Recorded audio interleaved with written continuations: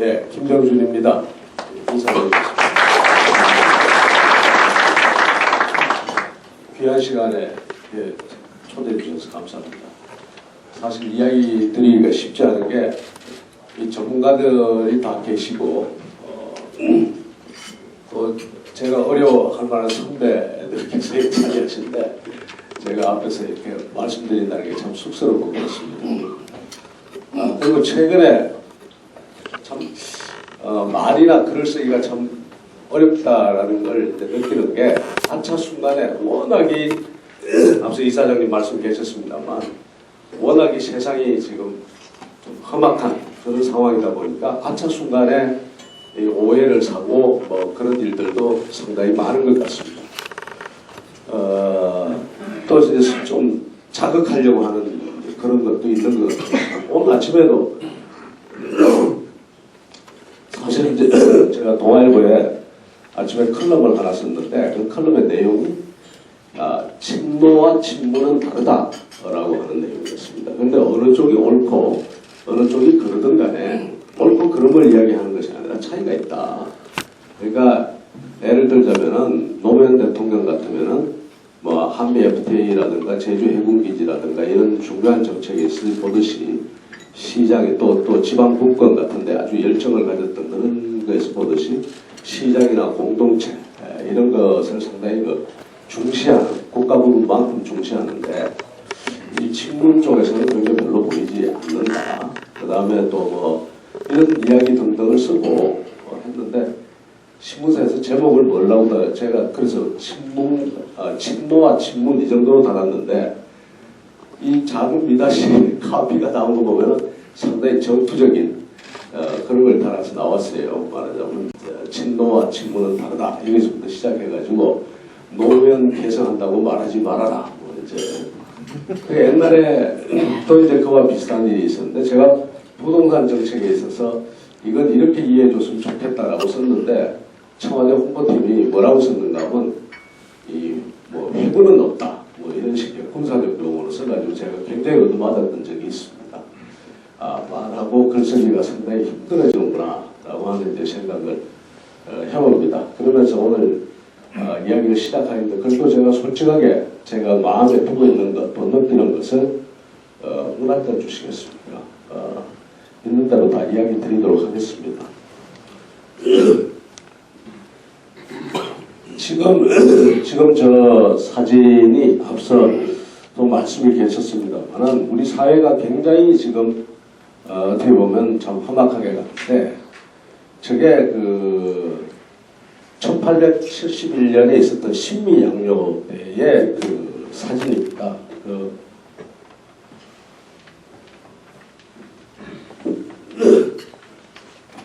지금 왼쪽에 있는 그 작은 사진이 당시에 그 전쟁의 참혹상을 기록했던 미 해병대 이 틸턴이라는 대인데 이 사람이 자기 부인한테 그 신미양요를 전후해가지고 자기 부인한테 매일같이 편지를 씁니다. 아주 장문의 편지를 썼어요. 제가 그 편지를 쭉 읽어보고 이 편지가 사실 미국 그 해군에서는 공식 기록으로 채택이 돼서 지금 남아 있습니다. 그 신미양요의 미국 첫 기록으로 이제 남아 있는데 그 편지를 읽으면서 정말 제가 읽다가 정말 이걸 내가 다 읽어야 되나 할 정도로 참혹한 이제 그런 걸 보게 됐습니다. 지금 오른쪽에 보시다시피 조선병사들이 다 죽어 있거든요. 근데 전쟁을 3일을 했는데 3일 동안 전쟁을 했는데 실제 전투 시간은 마지막 날 1시간이었습니다. 그 1시간에 조선군 250명, 조선군이 한 300명 좀 된 것 같은데 300명 가까이 350명 좀 된 것 같은데 260, 70명이 그 1시간 동안에 거의 전부 전사를 했습니다. 전사를 할 수밖에 없었던 게 미군은 굉장한 무기로 레밍턴 소총으로 아주 그 정확성이 높은 그 사거리도 높고 그런 걸로 무장이 돼 있는데 조선군은 그야말로 화승총 이 사거리도 짧고 그 다음에 발사하는데 굉장히 어려움을 겪는 이걸로 무장이 돼 있었고 저쪽은 굉장히 훈련된 병사들이었고 조선은 그런 직업군인이 없었기 때문에 전부 가서 전국 각지에서 호랑이 잡는 포수들까지 다 동원해가지고 그 강화도에서 전투를 하게 한단 말이에요. 이 상대가 안 되는 전투입니다. 그리고 그나마 이 정부에서 이 당시에 조정에서 뭘 입혔는가 하면 조선군은 방탄복 비슷하게 입혔는 게 이 속옷을 속을 8겹, 9겹, 그 6월 초인데요.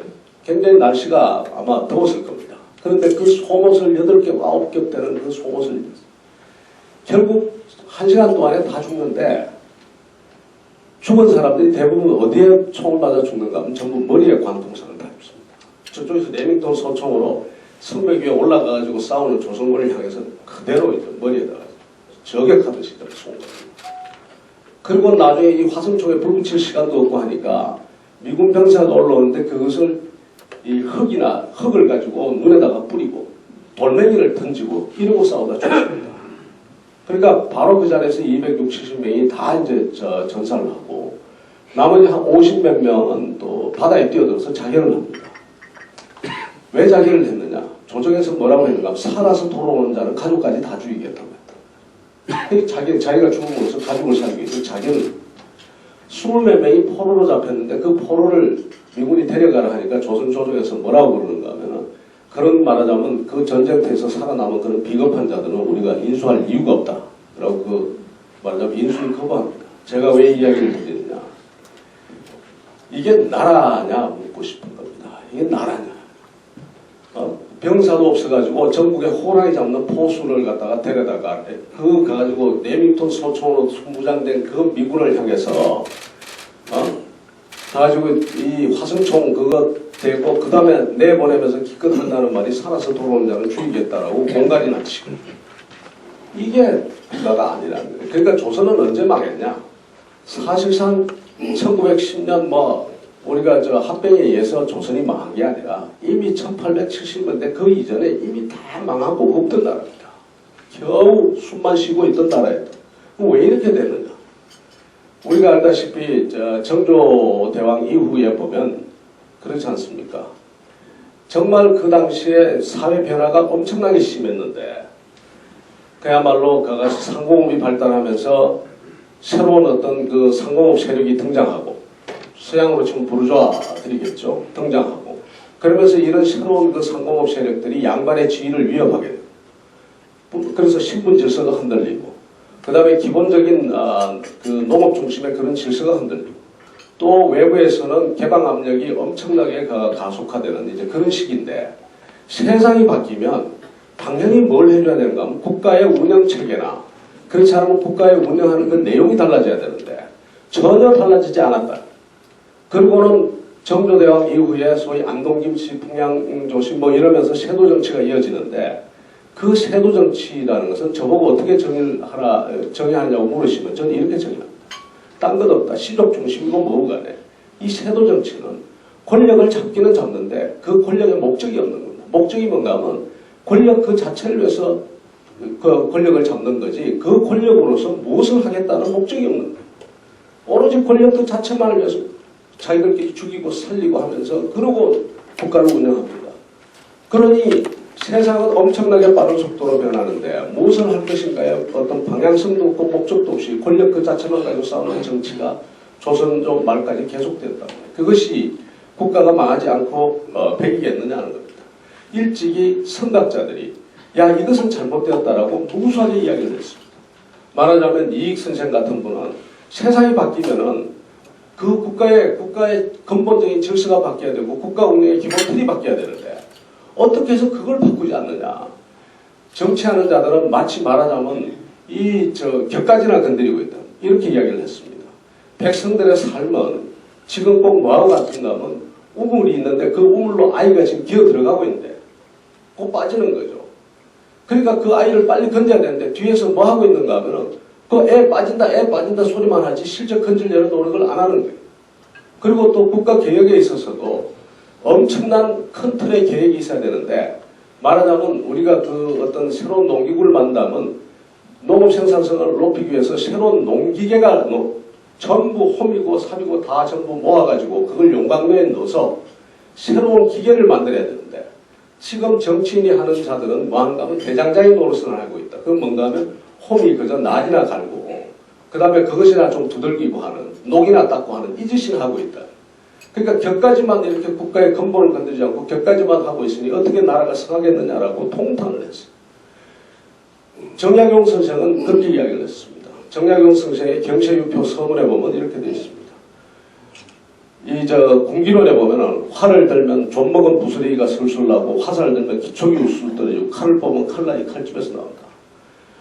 이렇게 해가지고 이게 나라가 되겠냐라고 이야기를 군기론에 그렇게 쓰고 경세유표 서문에는 뭐라고 썼는가 하면 사람으로 치면 털 하나도 병들지 않은 곳이 있으니 지금 당장이라도 고치지 않으면 이 나라는 반드시 망할 것이고 필망국이라고 했습니다. 이 나라는 반드시 망할 것이다. 결국은 그로부터 60, 70년 뒤에 우리는 국가를 갖다 다 완전히 다 뺏기게 되는 이런 일이 벌어집니다. 그 선각자들의 이야기가 전혀 안 들어갔다.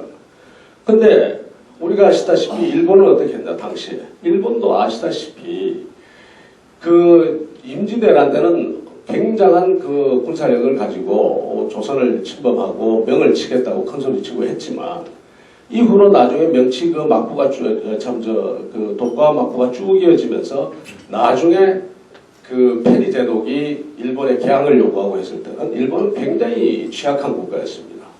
그러니까 얼마나 취약한 국가였으면은 말하자면 페리 제독의 흑선 6척에 거기 무릎을 꿇고 그 다음에 이후에 2개의 조약을 맺지 않습니까? 통상조약과 우호조약 이렇게 맺는데 그 조약의 내용이 우리에게 운양호 사건 이후에 우리에게 요구했던 거하고 똑같은 내용이었단 말이에요. 예를 들어서 미국 사람들이 와서 사람을 죽여도 재판권이 없고 그 다음에 심지어 관세 자주권까지 다 포기했습니다.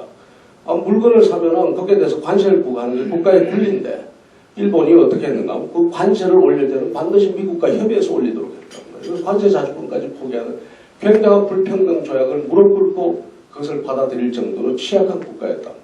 이 국가가 어떻게 변했는가 하면 결국은 저 남쪽에 있는 하급 사무라이들이 큐슈 지역에 있는 사스마와 초슈의 사무라이들이 결국 들고 일어났고 명치유신을 일으키고 결국은 막부를 쓰러뜨리고 국가체제를 뭘로 바꾸는가 하면 입헌군주제로 바꾸고 입헌군주제로 바꾸면서 그 다음에는 뭐가 달라지는가 하면 정치의 주체가 달라집니다. 막부를 구성했던 소위 다이묘들이 그 국가를 이끌던 것이 이 하급 사무라이 출신의 정치인들이 들어가서 정치를 주도하게 되고 그러면서 의제가 어디로 바뀌는가 하면은 그 다이묘들이 그저 농업적인 그런 기반을 유지하는데 급급했던 그 나라를 부국당변과 근대화라는 의제를 들고 나와서 일본을 바꾸기 시작합니다. 그로부터 불과 4, 50년 만에 과도하게 감히 가가지고 대동아 공영권의 꿈을 꿀 정도의 강한 국가로 등장한다. 조선을 갖다 복속시키고. 그래서 지금 너무 과도했지만 이런 식의 개혁이 있는데 우리는 그런 변화를 일으키지 못하고 우물한 개구리처럼 그대로 있다가 그 국가가 망한 겁니다. 왜 제가 오늘 이야기를 드리느냐.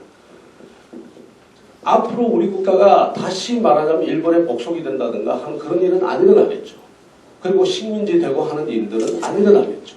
그러나 꼭 말하자면 오늘날 같은 국가의 오늘날 같은 상황에 남의 식민지가 말하자면 조선 총독이 오고 뭐 그렇게 해야지 나라가 망하는 거잖아요. 그것이 아니라 경제와 사회가 어려우지만 그것이 곧 나라가 위험해지고 나라가 정말 정신적으로나 문화적으로나 경제적으로 다 복속되는 거 아니냐. 그럴 가능성이 없느냐. 지금 그럴 가능성이 충분히 있다라고 지금 제가 말씀드립니다. 그렇기 때문에 지금은 뭐가 필요한가 하면은 그야말로 아까 이익 선생이 이야기했듯이 이 홈이나 삽을 다 모아서 용광로에 부어서 새로운 기계를 만들 정도의 그런 혁신력, 그런 생각들이 필요한데 그러지 않고 뭘 하고 있는가 하면 정말 가서 홈이 낫에다가 녹이나 닦고 하는 그걸 마치 개혁이나 혁신인 것처럼 하고 있고 뿐만 아니라 정말 목적을 가지고 국가를 운영해야 될 사람들이 그러지 않고 오로지 권력 그 자체를 목적으로 해가지고 자기들끼리 치고받고 싸우고 있다. 그래서 국가의 목표 자체가 지금 없어져가는 이런 양상이 굉장히 안타깝다는 겁니다. 몇 가지 예를 들면 지금 아시다시피 우리 사회가 지금 문제가 산적한데 어느 정도로 산적한가 하면 우리는 수출로 먹고 사는 국가인데 지금 수출이 안 되고 있습니다. 수출이 최근에 와가지고 굉장히 빠른 속도로 지금 떨어지고 있고 그 다음에 투자도 위축이 되어 있습니다. 기업들이 투자를 안 합니다. 기업들이 투자를 안 하고 그것도 특히 현지 투자는 안 하고 자꾸 해외 투자만 늘리려고 하는 이런 양상으로 가고 있단 말이에요. 근데 이 투자가 안 되는 것을 무슨 대통령이 재벌들한테 이야기를 해서 투자하라 그렇게 해서 되는 게 아닙니다.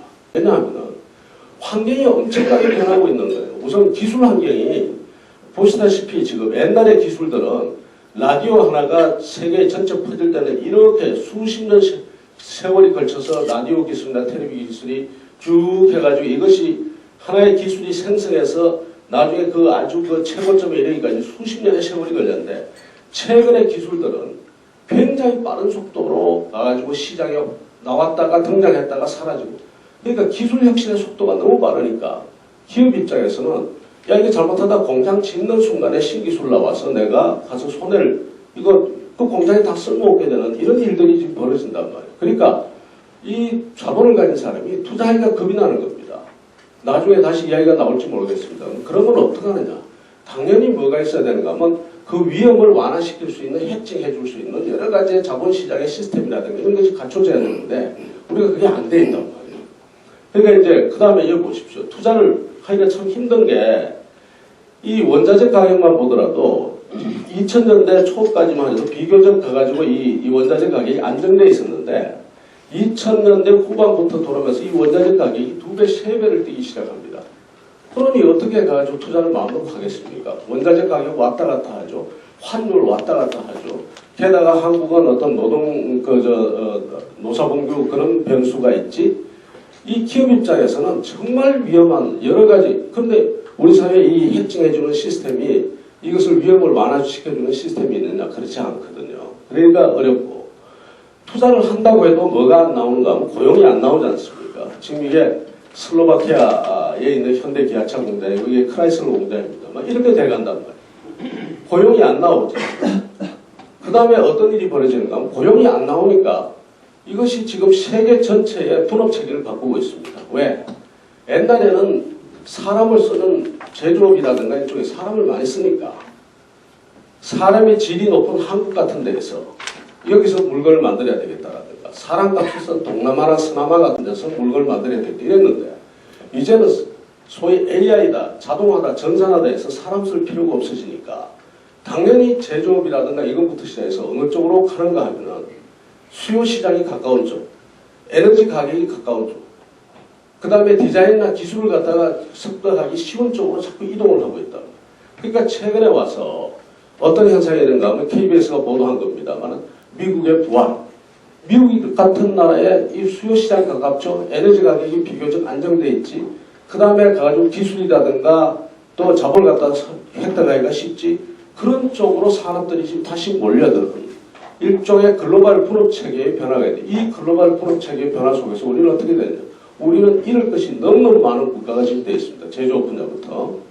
그러니까 그렇게 돼 있단 말이죠. 일자리가 없어지지. 그것이 결국은 또 우리 그 글로벌 분업 체계 속에서 우리 산업을 죽이지. 게다가 동북아 환경도 지금 몇 가지만 이야기를 드립니다만 동북아 환경 같은 게 지금 굉장히 안 좋지 않습니까? 지금 안보 불안을 정말 우리가 걱정할 때가 된 것 같습니다. 한번 생각해 보십시오. 미국은 어떻게 하든지 SLBM 말하자면 잠수함에서 쏘는 거라든가 ICBM을 미국은 무조건 막아야 될 이유가 있습니다. 자기가 그것이 곧 자기들 때릴 수 있다고 생각하기 때문에 그것이 완성되기 전에 무조건 막아야 돼요. 그런데 미국이 이때까지 해본 거 다 해봤습니다. 또 남이 한 걸 봤습니다. 김대중 정부부터 시작해서 햇빛 정책을 해봤죠. 햇빛 정책을 했는데도 불구하고 미사일 개발은 계속됐습니다. 중국을 통해가지고 압박을 넣어봤습니다. 그럼 중국이 가서 온갖 압박을 다 넣어도 미사일 개발은 계속됐습니다. 그 다음에 유엔을 통해서 경제제재, 금융제재 온갖 걸 다 해봤습니다. 심지어 가가지고 북한의 최고 지도자가 먹는 포도주까지 수입을 못하게 한다는 온갖 조치를 다 해봤는데도 미사일 개발은 계속됐습니다. 꼭 막아야 된다는 입장에서는 이제 남은 대안은 뭔가 우리가 생각해보면 끔찍한 일이 있습니다. 그러니까 선제 공격이나 선제 타격의 이야기가 계속 나오고 있습니다. 만일 중국이 겁이 나가지고 선제 타격을 못하게 될 경우는 그렇게 어떻게 될 거냐. 아마 중국하고 타협을 하겠죠. 예를 들어서 정권은 중국이 먹고 말하자면 친중 정권 세우고 미사일은 폐기시키는 이런 정도의 합의를 한국을 스킵한 채 우리를 갖다 건너뛰어서 자기들끼리 할지도 모르죠. 우리는 한반도에서의 주도권을 상실하거나 그렇지 않으면 만일 그렇게 되는 경우에는 이 한반도가 곧 미국과 중국의 패권의 가장 중심 지역이 되고 갈등의 중심 지역이 될 가능성도 있다. 이 엄청난 변화들이 지금 이런 경제 부분이나 사회 부분이나 그 다음에 안보 부분에서 지금 있지 않느냐 하는 겁니다. 그 밖의 문제들 뭐 산더미 같습니다. 정말 실업률이 지금 계속 올라가고 있고 지금 당장에 실업률이 엄청나게 올라가고 있습니다. 원래 특히 지금 초부터 지금까지 실업률이 지금 굉장히 빠른 속도로 올라가고 있습니다. 청년 실업은 더 말할 것도 없고요. 그 다음에 일자리가 덜 생기면서 자영업 생태계는 점점 나빠지고 있습니다. 너도 나도 가가지고 자영업으로 뛰어드는데 한국은 아시다시피 자영업자가 세계에서 가장 많은 나라 중에 하나입니다. 왜 그러냐? 다른 나라는 실업 안전망이라든가 이런 게 있기 때문에 실업자가 돼도 실업에 머뭅니다. 머물면서 자기 새로운 기술을 배운다든가 새로운 지식을 배운다든가 소위 평생 학습 체계나 훈련 체계 속에 들어가서 또 새로운 어떤 현장으로 갈 준비를 하는데 우리는 그 안전망도 굉장히 약하거든요. 약하니까 어떤가 하면 내가 직업을 잃으면 아니면 못 구하면은 처갓집 돈까지 끌어내서 결국은 뭘 해야 되는가 하면 치킨집 해야 되고 세탁소 해야 되고 커피집 해야 되는 상황이에요. 그러니까 이것이 미국 같은 데는 전체 경제인구의 자영업자 수가 한 7% 정도 되고 일본이 많아봐야 15% 정도 안팎인데 우리는 지금 자영업자의 수가 적게 잡아서 지금 27%, 28%까지 참여정부 때 몇 %까지 갔나요? 32%까지 갔습니다.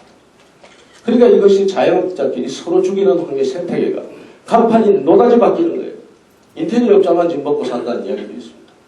그러니까 또 인테리어업자가 더 많아지죠. 또 자기들끼리 또 이제 치고받고 하는 그런 생태계가 나온단 말이에요. 수출 부진하고 아까 말씀드린 것처럼 전체적으로 어디로 흐르고 있느냐. 아까 제가 조선 이야기를 드렸습니다.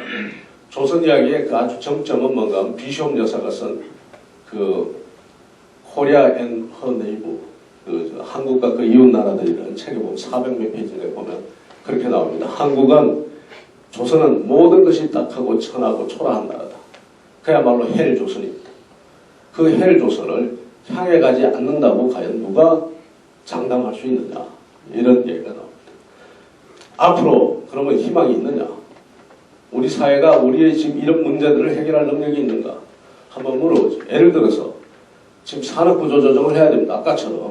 아까 제가 말씀드린 것처럼 우리가 국가가 지금 글로벌 분업체계가 바뀌면 우리가 세계를 리드할 수 있는 새로운 신산업이 나와야 되고 그 신산업에 신산업이 나와야 되는데 신산업에 대한 비전은 있는지 그 비전이 있다고 해가지고 우리가 지금 그 신산업적으로 자본과 노동을 이동시킬 수가 있는지 옛날에 박정희 대통령 시절에는 그런 일이 있었어도 안 되고 또 있을 수도 없지만 당신은 이거 치우고 저거 조선해 당신은 지금 하는 건 배터리 치우고 반도체 당신은 말이야 항공사 맞고 당신은 뭐야 대통령이 구조조정 다 했습니다. 돈이 없는데 돈 그래야죠. 은행 통해서 빌려줄게. 그 다음에 하다가 손해보면 어떡하겠어. 걱정하지 마. 그 리스크 내가 감당해줄게. 당신 말이야 저 어디 가서 땅이라도 매립해가지고 그거 가지고 메이크업해. 국가가 모든 것을 다 해줬다. 그러니까 자본도 쉽게 이동하고 노동은 국가의 통제하에 꼼짝도 못했으니까 옮겨가라면 옮겨가는 겁니다. 지금은 자본인데 청와대가 재벌한테 감히 부탁이 아니라 전화 한 통하면 그것이 게이트가 됩니다. 이번에 우리 봤지 않습니까? 그 다음에 노동은 자기 기득권 속에서 엄청나게 자기 저항 정신이 굉장히 큽니다. 그럴 수밖에 없는 게 임금 격차가 무지무지한데 나중에 다시 이야기 드리겠습니다. 내가 여기서 이동했을 경우에 그 다음에 지금보다 더 나은 상태나 아니면 지금 현재의 스테이터스를 유지할 자신이 없는데 내가 죽어도 이 회사에서 그냥 같이 죽지 내가 이동하겠다는 생각을 안 하게 된다. 그러니까 자본과 노동을 이동하기 시키기가 너무너무 힘든데 그 힘든 조건을 누가 그것을 풀고 자본과 노동을 지금 한국 사회에서 이것을 이동시킬 수 있겠느냐. 전 자신 없습니다. 제가 대통령이 되고 제가 청와대 정책실장으로 다시 들어간다 하더라도 저보고 물으면 너 할 수 있느냐 하면 전 이제 못할 것 같다. 실제로 못했거든요. 조선에 관해서는 참여정부 제가 정책실장 할 때부터 조선 문제는 걱정을 태산같이 했습니다. 철강 문제도 좀 걱정을 무지하게 했습니다. 왜? 중국이 어마어마한 속도로 가지고 조선이나 철강 쪽에 투자를 하고 있기 때문에 그것이 곧 말하자면 과잉 생산으로 돼서 우리가 어려워질 거라는 걸 뻔히 알면서도 어떻게 그 조선을 갖다 구조조정하느냐 문제에 딱 봉착하면은 야 이거 갈 때까지 가야 되지 사전에 우리가 조정한다는 게 거의 불가능하다고 저는 느꼈어요. 결국은 우리도 죄가 있는 겁니다. 저도 죄가 있고요. 지금까지 어려운 것들이 못했단 말이에요. 할 수 없어서 못한 겁니다. 몰라서 못한 것이 아니라 앞으로도 마찬가지입니다. 게다가 이런 옮겨가는 과정에서 M&A하고 하는 과정에서 자본시장이 굉장히 발달해가지고 그 자본시장이 받쳐줘야 되는데 아시다시피 우리 자본시장이 그렇지 못하단 말이에요. 저는 저 지표를 믿지는 않습니다만 WEF가 한국의 자본시장 그걸 갖다 144개국 중에 81호 랭크를 했어요. 뒤에 어떤 나라가 있는가 하면 우간다, 케냐 바로 이런 나라가 있다고. 저는 너무 과도하게 과소평가했다고 생각하지만 오죽했으면 저런 이야기를 듣겠습니까? 그러니까 이런 부분에서 약하니까 이 구조조정이 잘 안 일어난단 말이에요. 게다가 과학기술도 그렇지 않습니까? 과학기술도 우리가 이 새로운 신산업이 발전하려면 우리 과학기술 수준이 굉장히 높아져야 되는데 지금 한국 전체로 보면 어떠냐? 세계에서 GDP 대비해서 투자를 가장 많이 하는 국가입니다. 여기 한국인데요. 그 다음에 인구 비례해가지고 연구원의 숫자가 가장 많은 국가 중에 하나입니다. 거기에 이스라엘 정도가 있습니다. 이게 지금 이거든요. 연구원 숫자도 많고 투자도 지금 우리나라가 이 엄청나게 세계에서 제일 많이 하는데 비율로 봐서 그런데 왜 과학기술이 우리가 자꾸 지금 답보 상태에 있느냐. 문제는 뭔가 하면 이런 겁니다. 우리나라의 그 과학기술 투자의 정부 프로젝트 같은 게 성공률이 98%입니다. 성공률 98%라는 게 무엇을 의미합니까? 해야 될 것은 안 하고 있다는 거예요. 독일이나 미국 같은 데서 성공률이 20%에서 40%밖에 안 되거든요. 그럼에도 불구하고 그 실패한 것들을 더 존중하고 그 실패한 것 위해서 또다시 실패를 하고 실패를 거듭하면서 그 위해서 기술 축적을 해가는 거예요. 우리는 이게 다 뭔가 국가 운영 체계가 엉망이라는 겁니다. 왜? 관련 입장에서는 성공 안 하면 감사받고 그러니까 그 감사가 겁나니까 성공하는 데다가 자꾸 투자해야 되고 안 해도 되는 거 투자하고 성공할 만한 거면 투자 안 한다. 이런 시스템으로 과연 우리 구조조정이 가능하겠느냐. 이걸 누가 다 바꾸겠느냐. 자신 없습니다.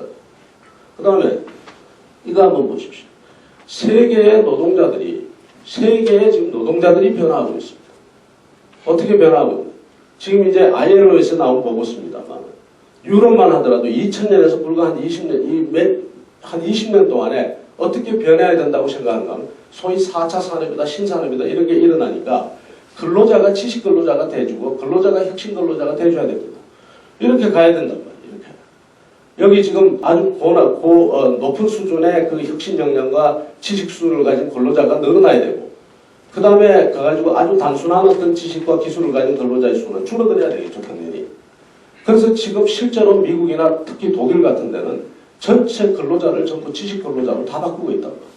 그런데 우리는 어떠냐? 우리는 이 점에서 지금 한 발짝도 못 가고 있습니다. 왜 그러냐? 여기에서 가장 혁신적인 노력을 해줘야 될 그런 주체가 누군가 기업들인데 기업이 자기 근로자를 갖다가 혁신 근로자로 만들고 지식 근로자를 만들기 위해서 노력해야 되는데 우리나라는 중소기업이 고용의 거의 90%까지 85%, 87%를 차지하고 있는데 이 중소기업이 대기업하고 임금 격차가 너무 심하고 그렇단 말이에요. 그러니까 내가 그 근로자를 갖다 내 비용으로 키워놓으면 이 근로자가 대기업이나 중견기업으로 빠져나가 버린다. 이탈해버리니까 그게 겁이 나니까 내가 내 스스로 가지고 근로자를 키우겠다는 욕구가 덜 생기게 됩니다. 그러니까 어떻게 하는가? 나는 안 키우고 상대가 키운 근로자를 갖다 빼오는 이런 생각만 자꾸 한단 말이에요.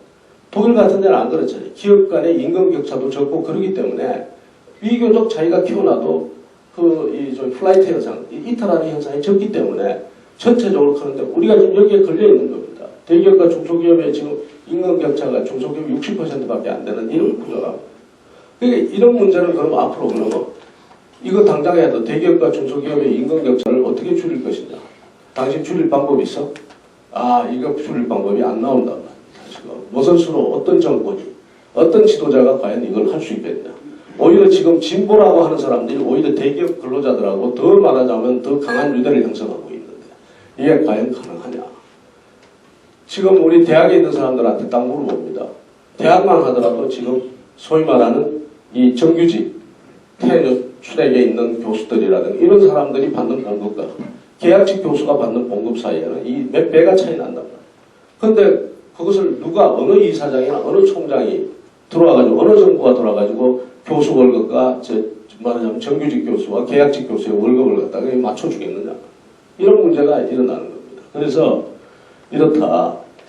그런데 지금 우리가 정부나 정치가 하고 있는 일이 뭐냐 하면은 이 보면 아까 이익 선생의 이야기를 하면은 그야말로 용광로에다가 다 떼어 넣어서 새로운 것을 만들어야 될 엄청난 변화를 추진해야 될 이런 시점인데 우리가 하고 있는 짓은 뭔가 하면 이익 선생이 말하는 대장장이 노릇이나 하고 있어요.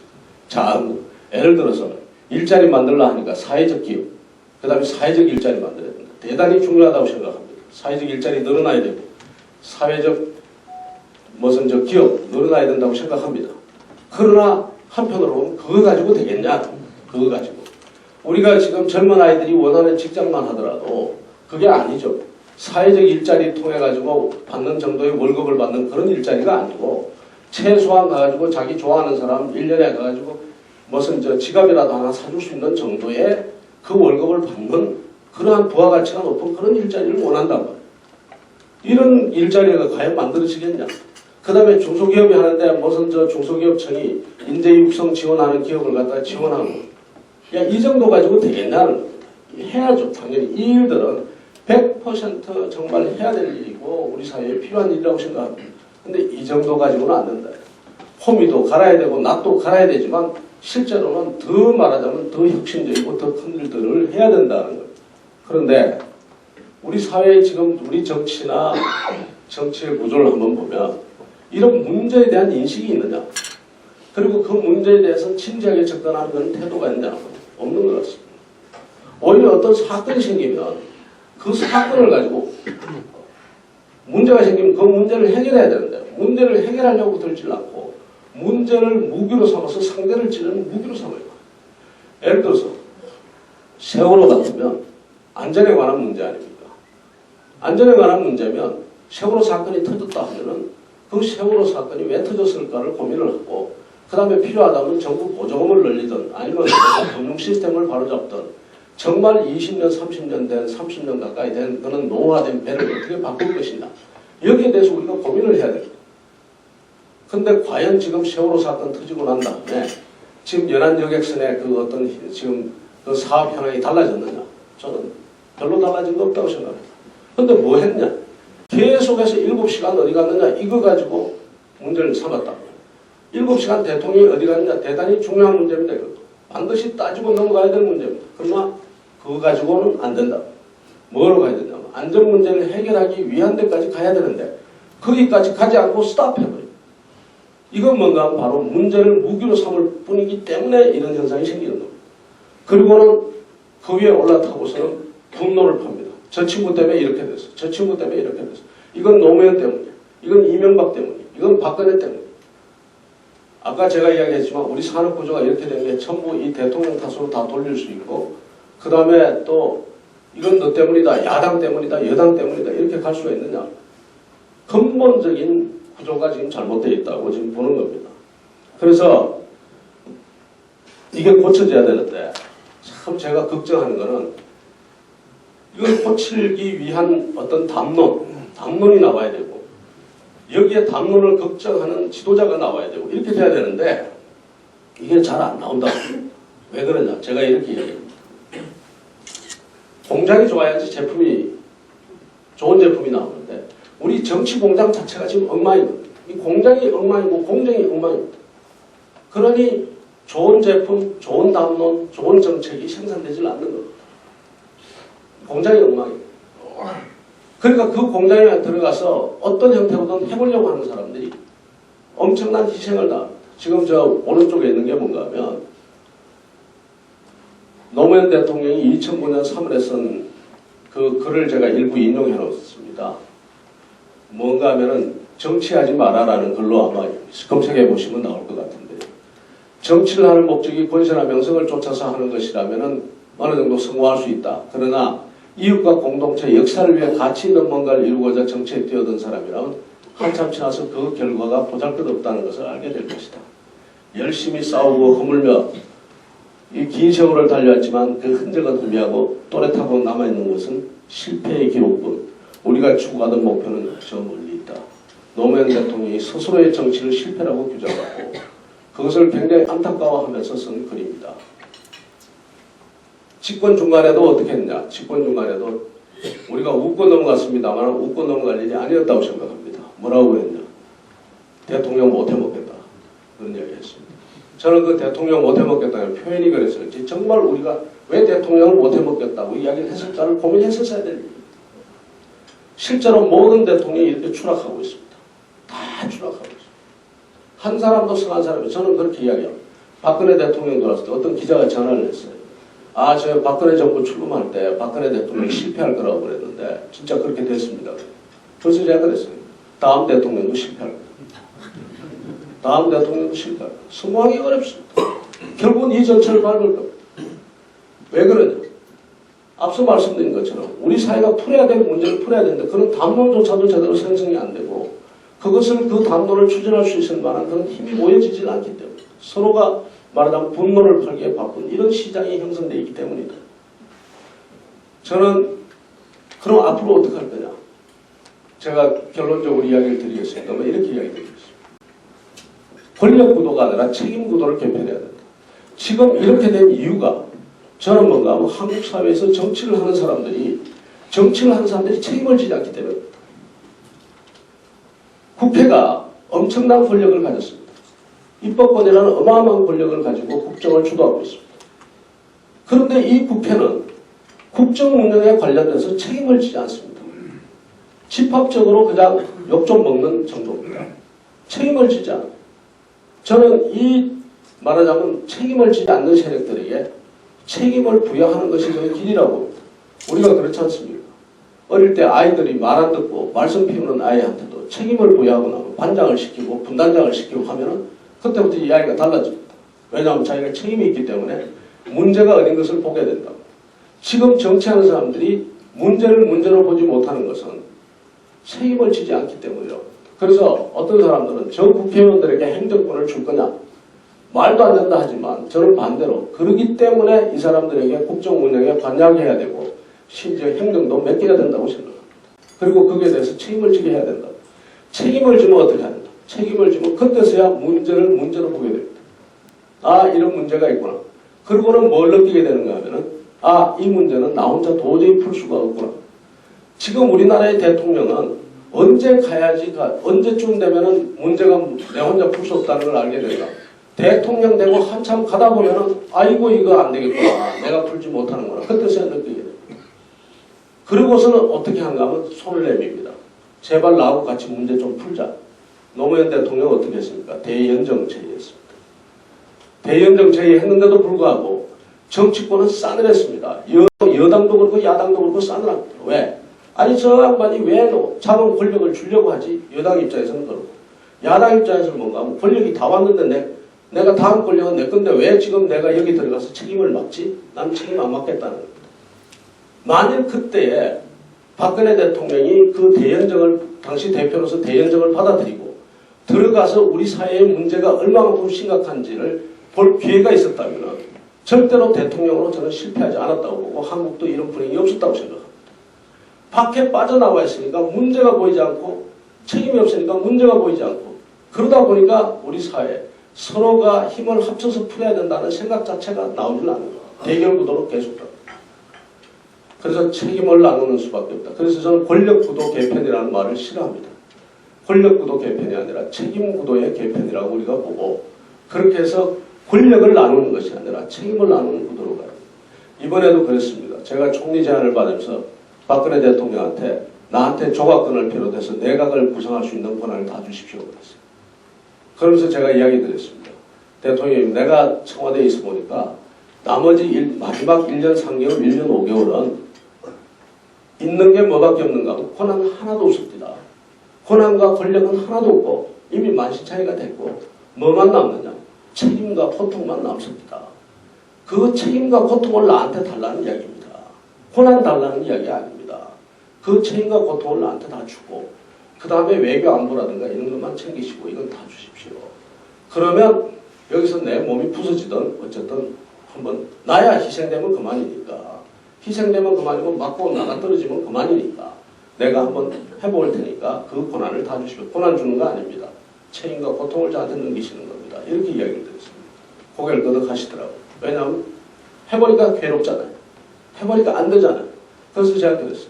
이거는 하는 방법은 하나밖에 없습니다. 권한자한테 주시고 방법은 뭔가 하면 야당을 끌어들여서 야당에게도 책임을 같이 나눠줘서 해야 됩니다.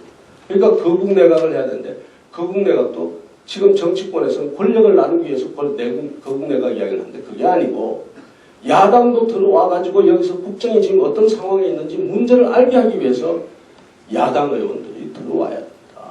그러니까 50%까지 야당 의원들이 들어와서 우리 국가가 지금 어떤 문제가 있는지를 본인들이 직접 알면은 그 다음에 다음 이 정책적 담론의 수준도 높아지고 다음 정권의 성격이 바뀔 겁니다. 그래서 실제로 1년 3개월 남았고 1년 5개월 동안에 총리가 할 수 있는 일이 있느냐? 하나도 없습니다. 뭘 하겠습니까? 대통령도 못하는데 총리는 어떻게 합니까? 제가 하고 싶었던 거는 뭔가 하면은 어떻게 하든지 우리 사회가 안고 있는 문제를 드러내놓고 매일같이 여야당에게 숙제를 주고 싶었습니다. 현장 돌면서 너들 산업구조 조정을 어떻게 할래? 답 내놔라. 여도 내놓고 야도 내놔라. 말하자면 우리 근로자의 그 지식 역량이나 혁신 역량을 어떻게 키울 것인지를 답 내놔라. 여도 내놓고 야도 내놔라. 답 못 내놓으면 정치할 생각하지 마라. 이러고 계속 총리가 공격적으로 나가고 싶었어요. 그러면서 야당 의원들 끌어들여서 같이 당신들도 보지 않나? 이 문제 어떻게 해결하냐? 이렇게 하고 싶어요. 그게 그래서 의제를 새롭게 세팅하고 싶었던 거지 문제를 풀거나 맺거나 그렇게는 할 수도 없고 할 의향이 하나도 없었습니다. 그런데 결국은 그게 안 됐습니다. 안 되고 지금도 어디로 가는가 하면 지금도 서로 지금 문제에 대해서는 이야기를 하지 않고 누가 이기느냐 지느냐만 지금 이야기를 하고 있습니다. 그러면서 한쪽은 연정을 이야기하고 한쪽은 패권이 아니라 한쪽은 단독 집권을 이야기합니다. 저는 어느 쪽을 지지하는 입장이다 하면 연정을 지지합니다. 왜 연정을 지지하느냐? 이게 혼자서 집권하고 그 다음에 다른 야당이 다 반대하고 이래서는 안 된다. 서로 책임을 나눠야 돼요. 책임을 나눠야지만 우리 사회의 문제를 보게 될 것이고 그 문제를 보게 되면 이렇게 죽으라고 서로가 분노 장사를 하고 선동하고 서로 죽이는 이런 현상을 줄어들게 되고 한국 사회가 어디로 가느냐. 한국 사회가 조선을 멸망하게 했던 그러한 패권 정치나 말하자면 세도 정치가 아닌 문제를 문제로 보는 정치 쪽으로 갈 가능성이 있다. 그리고 이것이 뭘로 이어졌으면 좋겠는가 하면은 그것이 책임을 나누는 구도로 아예 국정원 정치가 개헌을 통해서 자리 잡았으면 좋겠다라는 생각을 제가 가지고 있습니다. 그것이 말하자면 우리가 갈 길 아닌가. 공장을 바꿔야 된다. 이 공장을 바꾸지 않으면 영원히 우리에게 뭔가 하면 영원히 잘못된 지도자와 잘못된 담론과 잘못된 정책들을 계속해서 위반하고 그 잘못된 것을 놓고서 싸움을 벌이는 그런 일이 계속될 것이다. 저는 그렇게 생각합니다. 오늘 말씀 여기서 제가 마치겠습니다. 감사합니다.